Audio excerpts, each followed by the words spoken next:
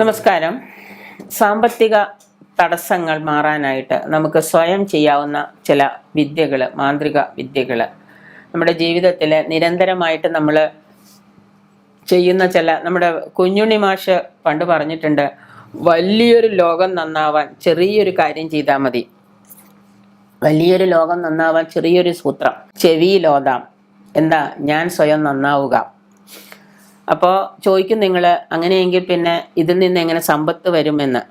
സമ്പത്താണല്ലോ നമുക്ക് എല്ലാവർക്കും വേണ്ടത്. നമുക്ക് എന്തൊക്കെ ചെയ്താലും കൊള്ളാം, ഞാൻ നന്നായാലും കൊള്ളാം, നീ നന്നായാലും കൊള്ളാം, എന്ത് തന്നെ ആയാലും കൊള്ളാം, നമുക്ക് വേണ്ടത് എന്താണ്? സമ്പത്താണ്, പണമാണ് നമുക്ക് വേണ്ടത്. സമ്പത്തെന്ന് പറയുന്നതിന് നമ്മൾ ഉദ്ദേശിക്കുന്ന വാക്ക് പണം എന്നാണ്. നമുക്ക് എന്താണ്, എങ്ങനെയാണ്? ആദ്യം തന്നെ പണം വരണമെങ്കിൽ നമ്മൾ എന്തുണ്ടായിരിക്കണം? നമ്മുടെ മനസ്സും ശരീരവും അതിനെ സ്വീകരിക്കാൻ തയ്യാറായി നിൽക്കണം. നിങ്ങൾക്കിപ്പോൾ ഒരാൾ വിളിച്ചിട്ട് 1000 രൂപ തരാമെന്ന് പറഞ്ഞാൽ അത് വാങ്ങാനും നിങ്ങൾക്കത് തരാനും അയാൾക്ക് തോന്നണം, നിങ്ങൾക്കത് വാങ്ങാനും യോഗ്യത ഉണ്ടായിരിക്കണം. അല്ലെങ്കിൽ നിങ്ങൾ ഒരാളോട് പണം ചോദിക്കുന്നു, അയാൾ നിങ്ങൾ ചോദിക്കുമ്പോൾ തന്നെ നിങ്ങൾക്ക് തരണമെന്ന് തോന്നണമെങ്കിൽ എന്തുണ്ടായിരിക്കണം? നമ്മൾക്കതിന് ക്വാളിറ്റി ഉണ്ടായിരിക്കണം, അല്ലേ? അപ്പോൾ നമ്മൾ ആണെങ്കിൽ ഇപ്പോൾ ഒരാൾ നമ്മളോട് പണം ചോദിച്ചാൽ അയാൾക്ക് പണം കൊടുത്താൽ തിരിച്ച് കിട്ടുമെന്ന് ബോധ്യമുണ്ടെങ്കിൽ മാത്രമേ നമ്മൾ എന്ത് ചെയ്യുള്ളൂ? കൊടുക്കാൻ ശ്രദ്ധിക്കാറുള്ളൂ. അപ്പോൾ സാമ്പത്തിക തകർച്ചയിൽ നിൽക്കുന്ന ഒരാളെ നമ്മൾ ഒരിക്കലും സഹായിക്കാൻ തയ്യാറാവാറില്ല. അപ്പം നമുക്ക് ഇവിടെ ചെയ്യേണ്ടതെന്ന് പറഞ്ഞാൽ, ആദ്യം തന്നെ നമുക്ക് നമ്മളുടെ മനസ്സിലെ വെറുപ്പ്, വിദ്വേഷം, ക്രോധം, വെറുപ്പ്, ദേഷ്യം, ക്രോധം, ഇങ്ങനെയുള്ള വികാരങ്ങളെ ആദ്യം നമ്മൾ മാറ്റാൻ നോക്കണം.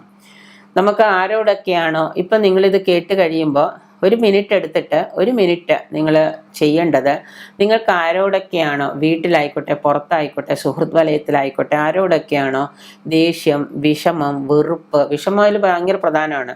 വിഷമം, ദേഷ്യം, വെറുപ്പ്, ക്രോധം, വെറുപ്പിൻ്റെയും ക്രോധത്തിൻ്റെയും അർത്ഥം ഒന്ന് തന്നെയാണ്. അത് ഉള്ളത് ആരാണ്, ആരോടാണ് എന്ന് നിങ്ങളൊന്ന് ചിന്തിച്ചു നോക്കാം.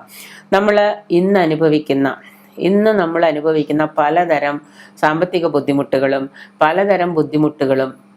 തടസ്സങ്ങളും വന്നു ചേരുന്നത് ഈ വികാരങ്ങൾ കൊണ്ടൊക്കെയാണ്. നമുക്ക് വിശ്വാസം വരില്ല, പക്ഷെ നമ്മൾ അനുഭവിക്കുമ്പോൾ നമുക്ക് വിശ്വാസമാവും. കാരണം നമ്മൾ ഇന്ന് ജീവിതത്തിൽ അനുഭവിച്ചുകൊണ്ടിരിക്കുന്ന പല തടസ്സങ്ങളും, പല സാമ്പത്തിക പ്രതിസന്ധികളും, പല ബുദ്ധിമുട്ടുകളും ഉണ്ടാവുന്നത്, എക്സാമ്പിളായിട്ട് നമുക്കിപ്പോൾ ഒരു കാര്യം ചെയ്യാനുണ്ട്, നമ്മളത് ഒരാളുള്ള വെറുപ്പ് കൊണ്ട് നമ്മളത് ചെയ്യുന്നില്ല, അല്ലെങ്കിൽ അയാളെ നമ്മളതിൽ ഉൾപ്പെടുത്തുന്നില്ല. അങ്ങനെ വരുമ്പോൾ തീർച്ചയായിട്ടും നമ്മളുടെ ആ സാമ്പത്തിക ബുദ്ധിമുട്ട് അവിടെ മാറില്ല. ഒരിക്കലും നമ്മുടെ മനസ്സിൻ്റെ വെറുപ്പും ആ ക്രോധവും വിഷമവും മാറാത്തിടത്തോളം നമ്മുടെ തടസ്സങ്ങളും പ്രതിസന്ധികളും നമ്മളിൽ നിന്ന് വിട്ടുമാറില്ല. അപ്പോൾ ആദ്യം ചെയ്യേണ്ടത്, നമ്മുടെ മനസ്സിൽ അങ്ങനെയുള്ള വികാരങ്ങൾ, നെഗറ്റിവിറ്റി അങ്ങനെയുള്ളതുണ്ടെങ്കിൽ നമ്മൾ എടുത്തു മാറ്റാം. അതിനെ നമ്മൾ ഒരു ഉപകരണമായിട്ട് ഫോർഗീവ്നെസ്, അതായത് മറവി അല്ലെങ്കിൽ ഒഴിവാക്കുക, ഫോർഗീവ്നെസ് ചെയ്യുക, വിട്ടുകളയുക എന്ന് പറയുന്ന ഒരു ടൂളാണ്. നമ്മൾ കത്തി വെച്ച് പച്ചക്കറിയൊക്കെ മുറിക്കുന്ന പോലെ, പച്ചക്കറിയൊക്കെ മുറിക്കാനായിട്ട് നമ്മളിപ്പോൾ ഒരു സവാള എടുത്തു, സവാള അരിയാനായിട്ട് നമുക്ക് കൈ പറ്റില്ലല്ലോ, തോല് കളഞ്ഞാലും അതിൻ്റെ ഉള്ളിയുടെ തോല് പൊളിച്ചാലും മുറിക്കണമെങ്കിൽ കത്തി വേണം. എന്നുപോലെ ഒരു ടൂളായിട്ട് നമ്മൾക്ക് ഉപയോഗിക്കാവുന്ന ഒന്നാണ് വിട്ടുകളയുക, ഫോർഗീവ്നെസ്, മറക്കുക എന്നും വേണമെങ്കിൽ പറയാം. ഇനി എന്താണ് ഈ ഫോർഗീവ്നെസ് എന്ന് പറഞ്ഞു കഴിഞ്ഞാൽ, ക്ഷമിക്കുക എന്നാണ് അർത്ഥം. അതായത് മനസ്സിൽ നമുക്ക് ആരോടൊക്കെ വെറുപ്പ്, വിദ്വേഷം, ക്രോധം, വിഷമം ഉണ്ട് എന്ന് വിചാരിക്കുക. നമ്മൾ പറയാണ്ട്, നിങ്ങളത് ചെയ്ത കാരണം എനിക്ക് ഭയങ്കര വിഷമാണ് കേട്ടോ എന്ന് പറയും. മനസ്സിൽ പണ്ട് കഴിഞ്ഞ കാര്യങ്ങളെക്കുറിച്ച് ഓർത്ത് നമ്മൾ വല്ലാണ്ട് വൈകാരികത ഉണ്ടാക്കും. മനസ്സിൽ ആ വെറുപ്പ്, ദേഷ്യം നമ്മൾ മനസ്സിൽ നിന്നൊരിക്കലും മാറ്റാതിരിക്കും. ഇങ്ങനെയൊക്കെ വരുമ്പോൾ ഈ പറയുന്ന സംഗതി കൊണ്ട് ഒരു ടൂളായിട്ട് നമ്മൾ അതിനെ ഉപയോഗിക്കുക. ഇതിനെയൊക്കെ അങ്ങ് മറന്നു കളയുക. നമ്മൾക്ക് ആരൊക്കെ ഉപകാരം ചെയ്തിട്ടുണ്ട്, നമ്മളുടെ ജീവിതത്തിൽ ഇന്നേ വരെ ആരൊക്കെ നമ്മളെ സഹായിച്ചിട്ടുണ്ട്, ആരൊക്കെ നമ്മൾ ഉപകാരം ചെയ്തിട്ടുണ്ട്, ആർക്കൊക്കെ നമ്മൾ ഉപകാരം ചെയ്തിട്ടുണ്ട്, ആരോടൊക്കെ നമ്മൾ നല്ല വാക്കുകൾ പറഞ്ഞിട്ടുണ്ട്, ആരൊക്കെ നമ്മളോട് നല്ല വാക്കുകൾ പറഞ്ഞിട്ടുണ്ട്, അവരോടൊക്കെ നമ്മൾ എന്ത് ചെയ്യുക? ക്ഷമിക്കുക, ഫോർഗീവ്നെസ് ചെയ്യുക. ഭാര്യയും ഭർത്താവും തമ്മിൽ നല്ല വഴക്കാണ് വീട്ടിൽ, പക്ഷെ ഭർത്താവ് പോയി കഴിയുമ്പോൾ ഭാര്യ ഭർത്താവിനോട് ക്ഷമിക്കുക, ഭർത്താവ് ഭാര്യയോട് ക്ഷമിക്കുക. തീർച്ചയായിട്ടും ആ പോകുന്ന ഗ്രഹനാഥൻ എന്താണ്? ഉന്നതി ഉണ്ടോ? അല്ലാതെ ഈ ദേഷ്യം കൊണ്ട്, ക്രോധം കൊണ്ട് ഇടി ഉണ്ടാക്കി നേരെ ഓഫീസിൽ ചെന്നിരുന്നാൽ ചെയ്യണ ജോലിയും ശരിയാവില്ല. ഓഫീസേഴ്സിൻ്റെ വഴക്ക്, പ്രശ്നങ്ങൾ, പിന്നെ ലീവ് എടുക്കാൻ തോന്നി, ശമ്പളം കുറഞ്ഞു, ചെയ്യുന്ന ജോലി തെറ്റി, സസ്പെൻഷനായി, പണിയായി, പ്രശ്നമായി, രോഗമായി, ബുദ്ധിമുട്ടായി, എല്ലാം തീർന്നു, സമ്പത്ത് പോയില്ലേ നമ്മുടെ. അപ്പോൾ ഇതേപോലെയുള്ള കാര്യങ്ങൾ വരുമ്പോൾ നമ്മൾ ചെയ്യേണ്ടത് ഫോർഗീവ്നെസ് എന്ന് പറയുന്ന ഒരു ടൂൾ ഉണ്ട്. ആ ടൂൾ നമ്മൾ ഉപയോഗിക്കാം. നമുക്ക് വിഷമം ഉണ്ടാക്കുന്ന അല്ലെങ്കിൽ നമ്മൾ വിചാരിച്ച കാര്യം മറ്റേയാൾ അതുപോലെ ചെയ്തില്ല എങ്കിൽ, നമ്മളിപ്പോൾ ഒരാളെ ഒരു ജോലിക്ക് വെച്ചു, നമ്മുടെ ഓഫീസിൽ നമ്മളൊരു മേലധികാരിയാണ്, നമ്മുടെ ഓഫീസിൽ ഒരാൾ ജോലിക്ക് വെച്ചു, അവർ നമ്മൾ ഉദ്ദേശിക്കുന്ന തരത്തിൽ ജോലി ചെയ്തില്ല എങ്കിൽ കാര്യങ്ങൾ പറഞ്ഞു കൊടുത്ത് മനസ്സിലാക്കുന്നു. അതിനുശേഷവും അവർ നമ്മളോട് അല്ലെങ്കിൽ ദേഷ്യത്തോടുകൂടി അല്ലെങ്കിൽ ചെയ്തിരിക്കുന്ന വ്യക്തി നമ്മളോട് അതുപോലെ തന്നെ തിരിച്ചു പെരുമാറുന്നുവെങ്കിൽ നമ്മുടെ ആ ദേഷ്യം അല്ലെങ്കിൽ അയാളുള്ള വെറുപ്പ്, ആ വികാരങ്ങൾ നമ്മുടെ ഉള്ളിൽ ഇങ്ങനെ കെട്ടിക്കിടക്കും.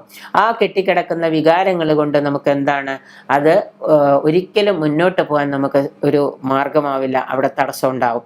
അപ്പോൾ അതിനെ നമ്മൾ എന്ത് ചെയ്യണം, ഒഴിവാക്കണം. അപ്പോൾ അങ്ങനെ ഓരോ കാര്യങ്ങളും ഫോർഗീവിങ്, ഇതിനൊക്കെ ഒരുപാട് എക്സാമ്പിളും കഥകളും അനുഭവങ്ങളും ഉണ്ട്. ആ അനുഭവങ്ങളെ നമ്മൾ എന്ത് ചെയ്യണം, എല്ലാവരെയും നമ്മൾ മാറ്റി വെക്കണം. ഈ ദേഷ്യം, വെറുപ്പ്, ക്രോധം, വിഷമം ഇതൊക്കെ അങ്ങോട്ട് മാറ്റി വെച്ചിട്ട് നമ്മൾ എല്ലാത്തിനോടും എന്തിനോടൊക്കെയാണോ നമുക്ക് ശത്രുതയുള്ളത് ആ ശത്രുതയൊക്കെ നമ്മൾ അങ്ങ് മറക്കുക. ശത്രുതയൊന്നും നിങ്ങൾ മനസ്സിൽ നിന്ന് പറയും, എനിക്ക് ആരോടും ശത്രുതയില്ല, എനിക്ക് ആരോടും ദേഷ്യമില്ല, എനിക്ക് ആരോടും വെറുപ്പില്ല, ഞാൻ എല്ലാവരോടും വളരെ സ്നേഹത്തോടെ സമ്പന്നതയോടെ ഇന്നു മുതൽ പെരുമാറാൻ തുടങ്ങും, വളരെ സന്തോഷത്തോടെ. നമ്മുടെ ശത്രുക്കളെയൊക്കെ ദൂരം നടന്നു പോണ കാണുമ്പോൾ നമ്മൾ പതുക്കെ വന്ന് ചിരിക്കും, മനസ്സുകൊണ്ട് ചിരിക്കും. അവരുടെ മുഖത്ത് നോക്കി ചിരിച്ചാൽ ചിലപ്പോൾ അവർ എന്താടാന്ന് വെച്ച് തല്ലാൻ വരും. അപ്പോഴും നമ്മുടെ മനസ്സുകൊണ്ട് പറയാം, എനിക്ക് ആരോടും ഒരിക്കലും നമുക്ക് ദേഷ്യമോ വെറുപ്പോ ഒന്നും ഇല്ല എന്നുള്ള രീതിയിൽ തന്നെ നമ്മൾ ചിന്തിക്കാം. അങ്ങനെ ആവുമ്പോൾ നമ്മളുടെ ഫോർഗീവ്നെസ് സ്ഥിരമായിട്ട് നമ്മുടെ ജീവിതത്തിൽ മാറ്റാൻ തുടങ്ങുമ്പോൾ നമുക്ക് എവിടെയെങ്കിലും ദേഷ്യമോ വെറുപ്പോ ഒക്കെ ഉണ്ടെങ്കിൽ അത് മാറി നമ്മുടെ മനസ്സ് ശുദ്ധമാവാൻ തുടങ്ങും. നല്ല ഒരു തേച്ച് കഴുകി വൃത്തിയാക്കി ശുദ്ധമായൊരു വസ്തു പോലെയാകും. അങ്ങനെ വരുമ്പോൾ നമുക്ക് അതിനൊരു ഉദാഹരണ സഹിതം പറഞ്ഞിട്ടുണ്ട്.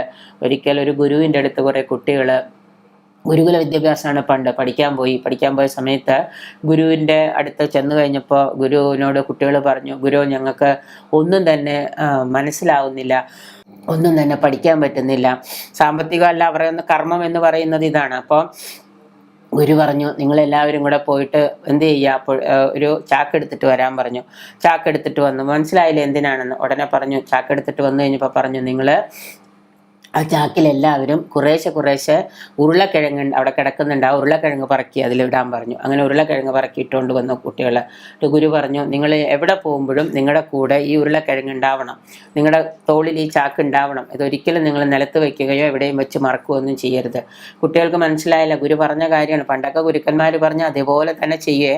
അങ്ങനെ ഇവർ ഈ ഉരുളക്കിഴങ്ങിൻ്റെ ചാക്ക് തോളിൽ തൂക്കി ഇവരങ്ങനെ പോകാൻ തുടങ്ങി. അങ്ങനെ കുറച്ച് ദിവസം കഴിഞ്ഞപ്പോൾ ഇവരുടെ മനസ്സ് നിറച്ച് ദേഷ്യവും വിദ്വേഷവും ക്രോധവും, പരസ്പരം കൂട്ടുകാരോട് ദേഷ്യം, ഗുരുവിനോട് ദേഷ്യം, ഗുരുപത്നിയോട് ദേഷ്യം, തമ്മിൽ കണ്ട എല്ലാവരും തമ്മിൽ ദേഷ്യമാണ്. പക്ഷേ കുറേ ദിവസം കഴിഞ്ഞപ്പോൾ ഇവരുടെ എല്ലാവരുടെയും ഈ ഇതിൽ ഉരുളക്കിഴങ്ങ് കിടന്ന് ചെയ്യാൻ തുടങ്ങി. ഉരുളക്കിഴങ്ങ് കിടന്ന് കാരണം ഉരുളക്കിഴങ്ങ് ഒന്നും ചെയ്യാം, കറി വെക്കാനൊന്നും പാടില്ല, ആർക്കും കൊടുക്കാനും പാടില്ല, ചാക്കിലിടാനേ പാടുള്ളൂ. കുറച്ച് ദിവസം കഴിഞ്ഞപ്പോൾ ഉരുളക്കിഴങ്ങ് ചീഞ്ഞ് നാറാൻ തുടങ്ങി, ഭയങ്കര സ്മെല്ല് വരാൻ തുടങ്ങി. അപ്പോൾ കുട്ടികൾ വന്നിട്ട് ഗുരുവിനോട് പറഞ്ഞു, ശിഷ്യന്മാർ പറഞ്ഞു, ഗുരു ഈ ഉരുളക്കിഴങ്ങ് ഇങ്ങനെ കൊണ്ടു നടന്നു ചീഞ്ഞിട്ട് വയ്യ ഗുരു, ഞങ്ങളിത് എന്താ ചെയ്യേണ്ടത്, ഞങ്ങൾക്കിത് ഞങ്ങളിത് കളയട്ടെ എന്ന് ചോദിച്ചപ്പോൾ ഗുരു പറഞ്ഞു, നിങ്ങൾ ഓരോന്നോരോന്നായിട്ട് ചീഞ്ഞ ഉരുളക്കിഴങ്ങ് നിങ്ങൾക്ക് കളയാം, പക്ഷേ ആ ഉരുളക്കിഴങ്ങ് കളഞ്ഞാലും നിങ്ങളുടെ നാറ്റം മാറില്ല. കാരണം നിങ്ങളുടെ ഉള്ളിലും ഇതുപോലെ തന്നെ ദേഷ്യം, വെറുപ്പ്, ക്രോധം, വൈരാഗ്യ ബുദ്ധി എല്ലാം നിങ്ങളുടെ ഉള്ളിൽ കിടക്കുന്നുണ്ട്. ഈ ഉരുളക്കിഴങ്ങ് ചീഞ്ഞ പോലെ നിങ്ങളുടെ ഉള്ളിലുള്ള വികാരങ്ങളും ചീഞ്ഞു നാറുന്നുണ്ട്. ഇത് പുറത്താണ് നാറ്റം, അകത്തല്ല. അപ്പോൾ ഈ അകത്തെ നാറ്റം മാറണമെങ്കിൽ നിങ്ങൾ എന്ത് ചെയ്യണം, ഓരോ ഉരുളക്കിഴങ്ങ് കളയുമ്പോഴും നിങ്ങളുടെ ഉള്ളിലുള്ള വികാരങ്ങളെ, ക്രോധം, ദേഷ്യം, വിഷമം, വൈരാഗ്യം എന്ന വികാരങ്ങളെയും കൂടെ നിങ്ങൾ എന്ത് ചെയ്യണം, കളയണം.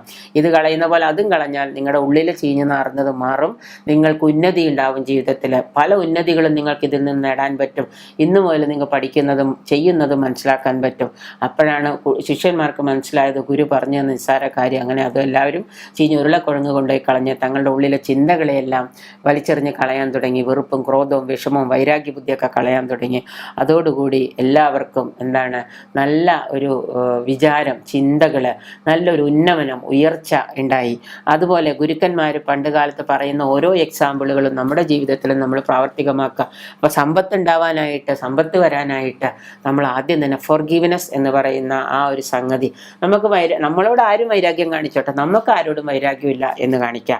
അങ്ങനെ മനസ്സിലെ ആ ചിന്തകളെ നമ്മൾ എന്ത് ചെയ്യുക? അതാണ് കുഞ്ഞിനി മാഷ് പറഞ്ഞത്, സ്വയം നന്നാവാനായിട്ട്, വലിയൊരു ലോകം നന്നാവാനായിട്ട് നമുക്ക് ചെവിയിലോതാം ഒരു മന്ത്രം, സ്വയം നന്നാവുക. ഇത് മാത്രമേ നമുക്കുള്ളൂ. അങ്ങനെ എല്ലാവരും നന്നായി കഴിയുമ്പോൾ ലോകം നന്നാവും, അല്ലേ? അല്ലാതെ നമ്മളിവിടെ കിടന്ന് കുറേ പ്രസംഗിച്ചാലൊന്നും ലോകം നന്നാവില്ല, സമ്പത്ത് ഇരട്ടിക്കില്ല. അപ്പോൾ നമ്മുടെ സമ്പത്ത് വർദ്ധിക്കാൻ നമുക്ക് ഈ ഫോർഗീവ്നെസ് എന്ന് പറയുന്ന ഒരു ടൂള്, ഒരു ആയുധമായിട്ട് ഉപയോഗിക്കാം.